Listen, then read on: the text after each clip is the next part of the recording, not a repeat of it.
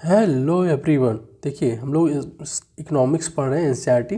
हाँ, इसमें हम लोगों ने सेकंड चैप्टर स्टार्ट किया है। इसका सेकंड चैप्टर का पहला लेक्चर हो चुका है। आज हम लोग दूसरा लेक्चर करेंगे। ठीक है, आपने इसके पहले अगर आपने नहीं देखा हो तो उसको वीडियो देखिए, क्योंकि चीज़ें लिंक होकर आगे बढ़ रही हैं। ठीक है, हम धीरे धीरे क्या देख रहे हैं कि भाई जिस टाइम भारत आज़ाद हुआ था उस टाइम पीरियड से लेके धीरे धीरे हम आगे बढ़ रहे हैं कि भाई कैसे हमारे यहाँ इकोनॉमिक डेवलपमेंट हुआ, क्या पॉलिसी अपनाई गई, क्या पॉलिसी अपनाने के पीछे रीजन था। तो हम लोग धीरे धीरे आगे बढ़ते जा रहे हैं। ठीक है, तो आप वो क्रम वाइज लेक्चर देखते चलिए। ठीक है, देखिए इसके पहले वाले लेक्चर में हम लोगों ने क्या देखा।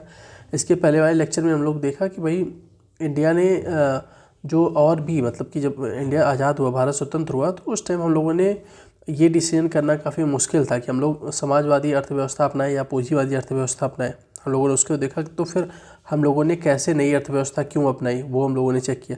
साथ ही पॉलिसी क्या होती है, पॉलिसी मतलब योजनाएं क्या होती हैं, योजना बनने के क्या कारण होते हैं, फ़ायदे नुकसान, वो हम लोगों ने देखा। अब हम देखते हैं कि जो भारत में पंचवर्षीय योजनाएं आई। देखिए यहाँ से क्वेश्चन बहुत सारे बनेंगे आपको। प्री में तो डायरेक्ट क्वेश्चन आएंगे इससे, और मेंस में क्या है कि मेंस में आपको इस योजनाओं को आप इतिहास लिख के आप जो है मेंस में इसको रेफरेंस के तौर पे यूज़ करना है आपको। ठीक है, अभी हम लोग बताएंगे कि इस यूज़ कैसे करना है इसको। ठीक है, चलिए स्टार्ट करते हैं। देखिए वही जो हम लोगों ने ऊपर एक बार चर्चा भी की थी कि भाई पंचवर्षीय योजनाओं का जो है लक्ष्य क्या था, टारगेट क्या था। पंचवर्षीय योजनाएं किसकी अध्यक्षता में योजना आयोग का गठन किया गया था, प्रधानमंत्री की अध्यक्षता में। ठीक है, 1950 में। ठीक है, अब देखिए योजनाओं का लक्ष्य क्या था, समृद्धि, आधुनिकीकरण। अब देखिए क्या है ना कि हम लोग इसको एक एक शब्द को भी अभी खोल के आराम से समझेंगे क्या क्या है। ठीक है, आत्मनिर्भरता, समानता। ठीक है, इसका अर्थ यह नहीं है कि प्रत्येक योजनाओं में समान। देखिए वही हम लोगों ने कहा कि भाई ये नहीं है कि यही जो जो ये 4-5 जो हमारे शब्द हैं कि समृद्धि, आधुनिकीकरण, आत्मनिर्भरता, समानता, हर योजनाओं में यही नहीं टारगेट था। हर योजना के अनुसार किसी में हो सकता है कि हम लोगों ने जो है आत्मनिर्भरता के ऊपर फोकस किया हो। ठीक है, किसी योजनाओं के अंदर हो सकता है किसी में आधुनिकीकरण या टेक्नोलॉजी डेवलपमेंट या फिर समाज में आधुनिकीकरण, समानता पे फोकस किया। तो ऐसे अलग अलग योजनाओं में अलग अलग था, ये नहीं कि सभी योजनाओं में यही टारगेट थे। ठीक है, उसमें हम लोग जब एक एक शब्द देखेंगे तो उसको हम लोग डिटेल में देखेंगे कि किस योजना में क्या टारगेट था। ठीक है, और इसके पीछे भी जो है रीज़न था कि हम एक साथ सब योजनाएं क्यों नहीं अपना, क्योंकि भाई हमारे पास उस टाइम अभी नया नया देश बना, उस टाइम हमारे पास संसाधनों की कमी थी, टेक्नोलॉजी की कमी थी, रिसोर्सेज कैसे मैनेज करना उसकी थोड़ी सी हमारे पास कमी थी। तो हम लोग धीरे धीरे अपने एक एक टारगेट लेके आगे बढ़ रहे थे। जाहिर सी बात है कि धीरे धीरे आप देखेंगे कि हम लोगों ने कैसे कैसे प्रेजेंट टाइम में आप देखेंगे कि भाई 5th लार्जेस्ट इकोनॉमी कैसे बन गई। वो धीरे धीरे एक निरंतर विकास की प्रक्रिया अपनाई गई। ठीक है, एक साथ नहीं कि सब चीज़, किसी भी देश के पास आप देखेंगे कि एक साथ चीज़ें नहीं अवेलेबल होती। हर देश अपनी क्षमताओं के अनुसार पॉलिसी बनाता है। इंडिया ने भी वही काम किया। ठीक है, अब देखिए यहाँ पे हम लोग क्या करना है कि एक एक जो शब्द आया था। अब देखिए समृद्धि, समृद्धि क्या होती है। देखिए समृद्धि क्या क्या मतलब है कि वस्तुओं और सेवाओं की उत्पादन क्षमता में वृद्धि। जैसे कि मान लीजिए कि हमारे उस टाइम जब इंडिया में भारत आज़ाद हुआ तो हो सकता है कि किसी चीज़ को कि नहीं होता कि शीतगृह या उनसे कृषि जो उत्पाद होते हैं उसको भंडारण करने के लिए हमें कोल्ड स्टोरेज की कमी थी, तो उसमें वृद्धि करना। कोई टेक्नोलॉजी है, मशीनों के लिए मान लीजिए कि एक ही है या मशीन नहीं है, तो मशीनों के द्वारा और डेवलपमेंट करना और बढ़ाना। तो ये क्या होता है, समृद्धि में ऐसे आती है कि भाई कोई चीज़ नई नहीं, अगर कोई चीज़ हमारे पास है उसको और विस्तार देना, एक प्रकार से कहते हैं उसको समृद्धि कहते हैं। अभी हम लोग आगे देखेंगे कि भाई मतलब विकास और वृद्धि में क्या अंतर होता है, ये भी देखेंगे। ठीक है, देखिए इसमें यही कि देश में वस्तुओं और सेवाओं की उत्पादन क्षमता में वृद्धि करना। इसका अभिप्राय है उत्पादक पूंजी के अधिक भंडार या वही पूंजी के अधिक भंडारण या परिवहन सुविधाओं को, बैंकिंग या सहायक सेवाओं के विस्तार। ठीक है, अब इसमें क्या है कि साथ ही आप देखेंगे कि इसमें क्या है कि जो ये चीज़ें थी परिवहन सेवाएं, इसमें क्या होता है दक्षता मतलब एफिशिएंसी में वृद्धि की बात हो रही है। ठीक है, अब देखिए आर्थिक समृद्धि की क्या कैसे नापी जाती है, किसी देश की आर्थिक समृद्धि की कि क्या मानक इकाई होती है कि मतलब किस आधार पर कह सकते हैं कि भाई इस देश में आर्थिक समृद्धि हो रही है, क्या होती है, जीडीपी। ठीक है, अब जीडीपी के आधार पर जब जीडीपी बढ़ेगी तो कहा जाएगा हाँ ये देश जो है वृद्धि से समृद्धि कर रहा है। ठीक है, या जीडीपी जब कमी होगी तो हो जाएगा कि भाई इनके जो है समृद्धि में गिरावट आ रही है। ठीक है, अब जीडीपी क्या होती है, जीडीपी होती है एक वर्ष। देखिए क्या है कि जीडीपी एक वर्ष की अवधि में, ध्यान रखना एक वर्ष ही में नापा जाता है, एक वर्ष की अवधि में देश में हुए सभी वस्तु और सेवा, यहाँ पे ध्यान रखना है कि वस्तु और सेवा दोनों को इंक्लूड किया जाता है कि उत्पादन का बाजार मूल्य, ठीक है, मार्केट प्राइस क्या होती है उसको आधार पर नापा है। यदि जीडीपी को जैसे एग्जाम्पल के थ्रू इन्होंने बताया कि मान लिया केक मान लिया जाए कि एक ये वाली केक है, लेकिन अगर मान लिया कि समृद्धि का अर्थ क्या है कि भाई ये जो केक है ना इसमें जब वृद्धि हो रही है, ठीक है, तो ये जो है जीडीपी ग्रोथ मानी जाती है। जाहिर सी बात है इतने लोगों में मान लीजिए कि केक है 2 लोग खाएंगे, इतना बढ़ गया तो 4 लोग इसमें 4-5 लोग खा लेंगे ना, तो जाहिर सी बात है समृद्धि का तो समृद्धि हो रही है और लोगों में और चीज़ें बढ़ रही हैं, सेवाएँ बढ़ रही हैं या सुविधाएँ बढ़ रही हैं। तो इस आधार पर इन्होंने तुलना करके बताया, ठीक है। अब चलिए आगे देखते हैं। और देखिए क्या करें कि जो जीडीपी होती है उसमें क्या नापा जाता है या कि किसी देश, देखिए जीडीपी में क्या आता है, कृषि क्षेत्र हो गया, ठीक है, और इंडस्ट्री क्षेत्र हो गया, सेवा क्षेत्र, सर्विस क्षेत्र, ये सब इसमें इंक्लूड किया जाता है। ये सोचिए कि अभी हम लोग देख रहे हैं कि भाई अंग्रेज़ थे, कृषि की क्या हालत थी हम लोगों ने पिछले देखा था, उद्योग में कितना डेवलपमेंट था, वो उत्पादन अंग्रेज़ अपने देश के अनुसार ही यहाँ पे इंडस्ट्री लगाते थे जिससे उनको फ़ायदा होता रहा, हर चीज़ उसी के आधार पर करते थे। सेवा क्षेत्र का डेवलपमेंट बहुत कम था। तो लोग धीरे धीरे जो है एक नए मतलब नया देश क्या होता है, जाहिर सी बात है कि कोई नया बच्चा ही मान लीजिए पैदा होता है तो वो एक साथ दौड़ने थोड़ी लगता है। अब धीरे धीरे कोई वो पहले देखिए पहले तो घिस घिस के चलता है, ठीक है, धीरे धीरे फिर धीरे वो खड़ा होने का प्रयास करता है, फिर वो दौड़ना स्टार्ट करता है। तो वही किसी देश की या कह सकते हैं हमारे देश की भी वही हालत थी। पंचवर्षीय योजना के पहले हम लोग धीरे धीरे पॉलिसी बनाते चले गए, फिर उसको जब होगा कि अच्छा हाँ इतना हो गया, अब इसके बाद धीरे धीरे खड़े होने के प्रयास, फिर इसके बाद एक नया तरीके से और चलना और फिर दौड़ती हुई अर्थव्यवस्था प्राप्त करने की कोशिश की गई, ठीक है। अब देखिए समृद्धि में कृषि का योगदान क्या होता है। अब देखिए क्या होता है कि जीडीपी के आधार पर ही ना किसी देश की अर्थव्यवस्था का मापन किया जाता है कि वो कृषि आधारित अर्थव्यवस्था है या सेवा क्षेत्र आधारित या सर्विस सेक्टर की इकोनॉमी है या इंडस्ट्रियल क्षेत्र की इकोनॉमी है। कैसे देखा जाता है, मान लीजिए कृषि जिसका समझ कृषि का क्षेत्र अगर मान लीजिए 50% से अधिक जीडीपी में कृषि का योगदान है, ठीक है, तो वो क्या होगा, कृषि आधारित अर्थव्यवस्था हो जाएगी। उद्योग इंडस्ट्री क्षेत्र औद्योगिक क्षेत्र की अर्थव्यवस्था क्या होगी, जिसमें उद्योग क्षेत्र का 50%, सेवा क्षेत्र में इसी प्रकार सर्विस सेक्टर वाली सबसे ज़्यादा है जो है जीडीपी में उसका हिस्सा सर्विस क्षेत्र का सबसे ज़्यादा है सेवा क्षेत्र का, तो वो सर्विस या कह सकते हैं कि सेवा क्षेत्र इकोनॉमी या सर्विस सेक्टर इकोनॉमी बोली जाती है, ठीक है। चलिए आगे देखते हैं। अब देखिए क्या होता है, अब आती है अगला जो हम लोग का शब्द है क्या है, आधुनिकीकरण। आधुनिकीकरण क्या होता है, कोई भी मान लीजिए कि वस्तुओं और सेवाओं के उत्पादन बढ़ाने के लिए नई टेक्नोलॉजी का उपयोग किया जा रहा है। एग्जाम्पल समझ लीजिए मान लीजिए कि किसान ही होते हैं, ठीक है। देखिए इकोनॉमिक्स ना आप अगर हमें हमारे अनुसार क्या होता है कि जो लोग आप ग्रामीण क्षेत्र पृष्ठभूमि से या कृषि क्षेत्र से या फिर ऐसे जुड़े होंगे तो सिंपल से आप जो है जो एग्जाम्पल मिल रहा है आप उससे रिलेट करने की कोशिश करिए, ठीक है।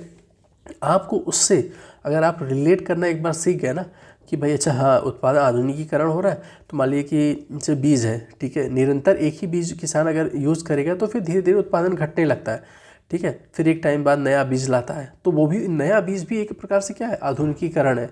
कोई उसमें मान लीजिए कि आटा पीसने वाली हो गई या फिर धान से चावल निकालने वाली सब मशीनें होती हैं, एक टाइम के बाद वो घिस जाती हैं, तो नई आ रही है तो उत्पादन क्षमता उससे बढ़ जा रही है। हाँ मतलब उत्पादन इन द सेंस कि अगर मान लीजिए कि मशीन लग गई तो उससे और सॉफ्ट तरीके से 1 घंटे में मान लीजिए कि थोड़ा सा निकल रहा है तो हो सकता है उससे ज़्यादा उत्पादन देने लगे या उससे ज़्यादा चीज़ें निकलने लगे, ठीक है। तो आप इससे रिलेट करिए, अच्छा हाँ ये आधुनिकीकरण हो सकता है, ठीक है।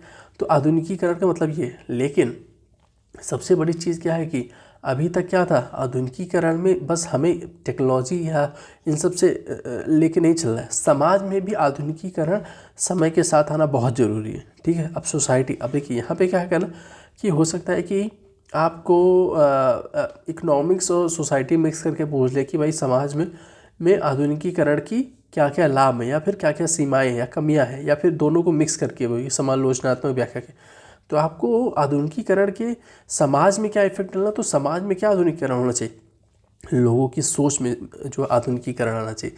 ये नहीं है कि आज भी आप पुरुष वाली मानसिकता या कह सकते हैं ना कि भाई, क्योंकि देखिए 50% के आसपास पुरुष हैं, 50% के आसपास लगभग महिलाएं हैं, तो ये नहीं कह सकते कि भाई पुरुष जो है बाहर का काम करेगा और महिलाएं घर की। क्यों, क्योंकि आप इतनी बड़ी जनसंख्या को आप जो है आपने इतनी बड़ी जनसंख्या को जो है जीडीपी से बाहर किया है। क्यों, क्योंकि देखिए क्या होता है ना, अगर सेम लोग करेंगे काम तो जीडीपी में ग्रोथ। अब आज भी देखिए महिलाओं घर पे काम करती है, लेकिन उनके जो घर के काम है मतलब 50% के आसपास सोचिए कि महिलाएं जो घर पे काम करती हैं, ठीक, उनका जो है क्या है जीडीपी में काउंट नहीं होता है, ना ही उनको मतलब ये भी एक समझ लीजिए सम्मान भी नहीं मिलता कि हाँ ये काम कर रही हो, अच्छा हाँ ये तो महिलाएं हैं तो जाहिर सी बात है घर का काम करेंगे, ये नहीं। आपको आप लोग जो भी एस्पिरेंट हैं, देखिए आपको सोच में आधुनिकीकरण बहुत ज़रूरी है समय के साथ, ठीक है। आप देखेंगे धीरे धीरे फिर आधुनिकीकरण उसमें भी तैयार मतलब कि होना स्टार्ट हुआ, ठीक है, जब आज़ादी के बाद। उसमें आज भी देखेंगे अब धीरे धीरे आधुनिकीकरण का ही वो परिणाम है कि आप देखेंगे बैंक हो गया, कारखाना हो गया, विद्यालय आदि में क्या हो रहा है, पुरुषों के साथ साथ महिलाओं की एक अच्छी खासी भागीदारी है, ठीक है। तो ये क्या है, एक आधुनिकीकरण की सोच समाज में है और टेक्नोलॉजी वाला जो मशीन वाला ये हम लोगों ने देखा है, ठीक है। अब देखिए उसके बाद क्या होता है कि आत्मनिर्भरता। अब सोचिए कि ये देखिए कितना इम्पोर्टेंट, ऐसे पढ़िए कि आत्मनिर्भरता हमारी देखिए प्रथम 7 मतलब प्रथम 7 जो पंचवर्षीय योजनाएं थी उसमें आत्मनिर्भरता को एक महत्वपूर्ण बिंदु माना गया, ठीक है। अब आत्मनिर्भरता मतलब उसमें यह था कि भाई जो चीज़ हम उत्पादन कर सकते हैं, जो चीज़ें हम बना सकते हैं देश में, उसको बाहर से क्यों आयात किया जाए, उसको खुद डेवलप किया जाए, खुद आत्मनिर्भर बना जाए। अब देखिए सबसे इतनी, ठीक है। अब आप लोग अभी प्रेजेंट में आपने देखा होगा कोविड आके गया है, ठीक है। अब कोविड में सबसे ज़्यादा आत्मनिर्भरता की आवश्यकता हुई। अभी इंडिया ने फिर आत्मनिर्भर भारत, देखिए स्लोगन एक चल रहा है, ठीक है, आत्मनिर्भर बनने की जो फिर से क्यों प्रक्रिया, क्योंकि देखा गया कि भाई हो सकता है कि कुछ ऐसी विपदा आपदा आ जाए कि जिससे कि पूरे वर्ल्ड में जो सप्लाई चेन है कि भाई एक प्रोडक्ट इस देश से यहाँ पे आता है या यहाँ से यहाँ जाता है, तो अगर सप्लाई चेन बाधित होती है, हाँ, तो फिर तो उस देश की पूरी लोगों का जीवन हो गया, अर्थव्यवस्था हो गई, वो एकदम चरमरा जाएगी, ठीक है। तो एक प्रकार से फिर से आत्मनिर्भरता की बात हुई। मान लीजिए कि अच्छा कहीं युद्ध हुआ, ठीक है, ऐसे ही ले लीजिए कि मान लीजिए कि कहीं कोई युद्ध क्षेत्र हुआ, ठीक है। अब मान लीजिए इंडिया का एग्जाम्पल ले लीजिए कि मान लीजिए किसी देश से इंडिया का युद्ध हुआ, ठीक है। अब भारत जो है अब हथियारों से लेके हर चीज़ पे दूसरे देश पे निर्भर है, आत्मनिर्भर नहीं है। हो सकता है अब इस देश के अंडर इंडिया को रहना पड़ेगा। हो सकता है युद्ध में क्या हुआ कि इन्होंने हमें हथियार गोला बारूद देने से मना कर दिया, अब इंडिया आत्मनिर्भर नहीं है, तो फिर क्या होगा, मना कर देगा तो हमारी पूरी युद्ध की रणनीति या कह सकते हैं हार भी सकते हैं। तो वही कह रहे हैं कि हर चीज़ में आत्मनिर्भरता होना बहुत ज़रूरी है। मेडिसिन ही क्षेत्र ले लीजिए, जैसे कि कोविड में आप देखेंगे मास्क, वेंटिलेटर था। अगर हम इंडिया अब धीरे धीरे मान लीजिए इस पर तो उत्पादन इंडिया करने लगा, उस टाइम क्या था, बहुत सी चीज़ों पे इंडिया बाहर के देशों पे निर्भर था। अब सप्लाई चेन मान ली ऐसी पूरी वर्ल्ड में भी बताई, तो वो पहले अपना देखने की कोशिश की और इंडिया में चीज़ें कमी होने लगी। तो आत्मनिर्भर होना प्रेजेंट टाइम में सबसे ज़्यादा मांग है, ठीक है, समय के साथ। अब देखिए वही बात है कि विदेशी प्रौद्योगिकी और पूंजी पर निर्भर किसी न किसी रूप से हमारे देश की नीतियों और विदेशी हस्तक्षेप को बढ़ाकर हमारी संप्रभुता में बाधा डालता है। क्यों, अगर मान लीजिए किसी दूसरे देश पे निर्भर हैं तो भाई उनके अनुसार बहुत सी चीज़ें हमें करनी पड़ेगी, वही सी यहाँ पे बात की जा रही है, ठीक है। अब देखिए समानता की बात हो रही है। अब देखिए क्या कह रहा है कि समानता, अब एक शब्द था समानता ना, समानता क्या है, समानता कह सकते हैं कि सब चीज़ में बहुत ज़्यादा इंपॉर्टेंट है। क्यों, क्योंकि मान लीजिए कोई देश समृद्ध हो गया, आधुनिकीकरण उसने अपना लिया, आत्मनिर्भर हो गया, लेकिन समानता ये कि हो सकता है कि भाई जो भी ग्रोथ है या किसी भाई जीडीपी में ग्रोथ हो रहा है या कह सकते हैं देश अमीर है बहुत ज़्यादा, लेकिन हो सकता है कि मान लीजिए कि 100,000 की जनसंख्या है और सबसे ज़्यादा समृद्धि कह सकते हैं ऊपर के बस 10% या 10 लोगों के पास ही जो है सबसे ज़्यादा धन एकत्रित है, या सबसे ज़्यादा उनके पास जो है औद्योगिक क्षेत्र या रोज़गार सबके उन्हीं लोगों के पास, मतलब एक छोटे तबके के पास है, छोटी जनसंख्या के पास है। तो जाहिर सी बात है इससे तो भाई ये पता चलेगा हाँ भाई ये समृद्धि देश है या आत्मनिर्भर हो गया। लेकिन समानता इसलिए जरूरी है कि भाई जो सबको समृद्धि और विकास का फ़ायदा ऊपर से लेके नीचे तक सबको मिले, ठीक है, तब असल मायने में उस देश का डेवलपमेंट होता है।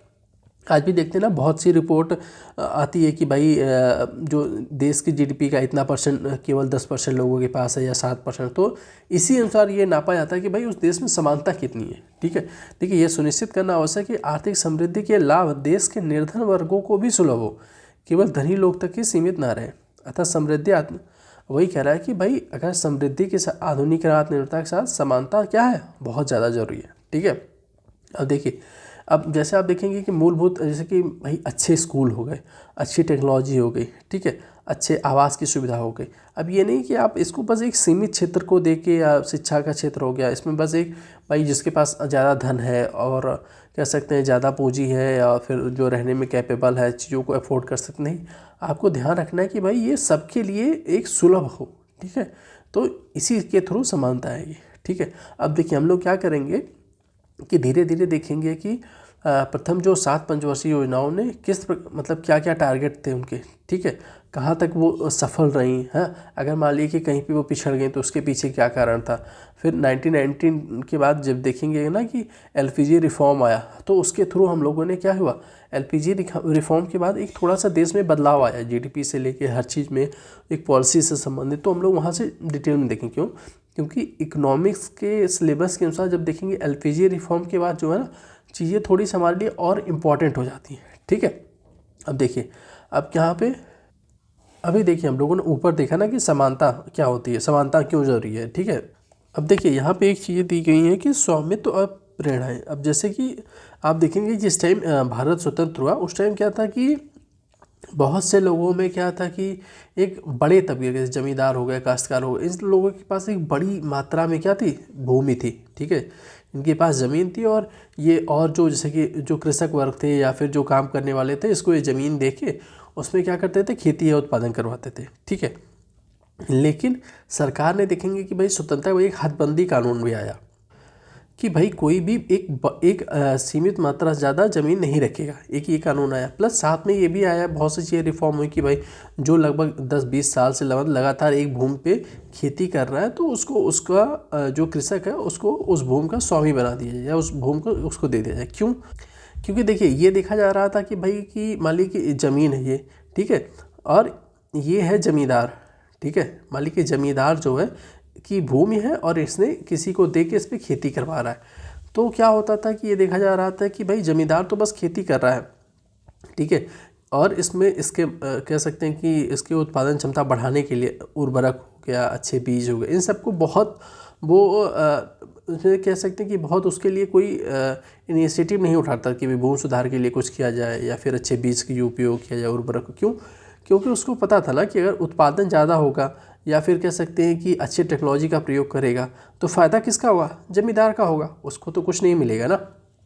तो इसलिए कह सकते हैं जब तक लोगों के पास ये रिस्पॉन्सिबिलिटी नहीं आएगी तब तक देश में क्या कहते हैं कृषि उत्पादन या किसी भी क्षेत्र में अगर उनके पास स्वामित्व होता है, जैसे सिंपल सी चीज़ समझिए कि नहीं कहते कि अपना काम समझ के करिएगा। क्यों लोग कहते हैं, क्योंकि सबको पता कि जब आदमी अपना काम समझ के करता है ना तो उसकी इफ़िशियंसी कह सकते हैं वो बेहतरीन तरीके से अपना काम करने की कोशिश करता है। लेकिन जब पता है कि भाई हम बस काम कर रहे हैं, फ़ायदा किसी और को होगा, तो फिर आदमी थोड़ा सा पीछे हटने लगता है। जैसे देखा जा रहा था कि भाई जब एक बार ऐसे भी एग्जाम्पल मिलता है कि भाई जैसे कि एक बागान सेबों का था, उसमें बहुत से क्या करते थे कि लोग काम करते थे तो बस वो दिहाड़ी पे काम कर रहे थे। हाँ, अब दिहाड़ी पे काम कर रहे थे तो एक मतलब पैकेजिंग कर रहे हैं सेब की, तो उनके वो इतना रिस्पॉन्सिबिलिटी नहीं लेते थे कि एक ही में पैकेट में वाली कि ये 6 सेब है, हो सकता है उसी में वो 2-4 ख़राब भी सेब पैक कर दे रहे। अब पता है कि अगर ख़राब सेब पैक होगा तो सब सेब को ख़राब कर देगा। तो क्यों, क्योंकि उनको पता था कि अगर कुछ भी होता है तो ना उनका फ़ायदा हो रहा है ना उनका लॉस हो रहा है, वो तो भाई मालिक का हो रहा है। तो फिर इन सब चीज़ों को सीख लेके फिर उनको क्या स्वामित्व की प्रेरणा आई। स्वामित्व मतलब कि उनको ज़मीन देना या फिर उनको खुद अधिकार देने की बात स्टार्ट हुई, ठीक है। देखिए एग्रीकल्चर वाला जो क्षेत्र है हम लोग अगले लेक्चर से स्टार्ट करेंगे। इसके पहले देखिए आप वीडियो को कई बार देखिए, जहाँ पे कोई क्वेश्चन या डाउट हो आप कमेंट बॉक्स में ज़रूर पूछिए, ठीक है। साथ ही देखिए अगर आप लोग का सहयोग रहा तो अभी हम लोग का प्लान है कि भाई जो अभी आगामी चाहे स्टेट पीसीएस हो, ठीक है, या फिर यूपीएससी हो, ठीक है, इससे संबंधित पीटी के लिए भी हम लोग बहुत सारे इनिशिएटिव लेके आएंगे जिससे आपको पीटी से संबंधित कोई समस्या ना हो। अब मेंस में आंसर राइटिंग जो क्वेश्चन दिया जाएगा उसको आप प्रॉपर लिख के भेजिए, जाहिर सी बात है चेक करके आप जो डिस्कशन ग्रुप ज्वाइन करिए और उसमें आप भेजिए, और उसमें मैं फीडबैक देते हुए पूरा चेक करके आपको क्या सुधार करनी है, क्या ज़रूरत है, वो हर चीज़ आपको बताई जाएगी। और पीटी के लिए जल्दी हम लोग कई या और स्टेट पीसीएस से संबंधित जो है पेपर आने वाले हम लोग उससे जल्दी ही कुछ इनिशिएटिव लेके आ रहे हैं आपके सामने, ठीक है। आप लोग सहयोग बनाए रखिए, लोगों के साथ जो है वीडियो को शेयर करिए, ठीक है, सब्सक्राइब करिए, ठीक है। चलिए अगले लेक्चर में मिलते हैं। Thank you.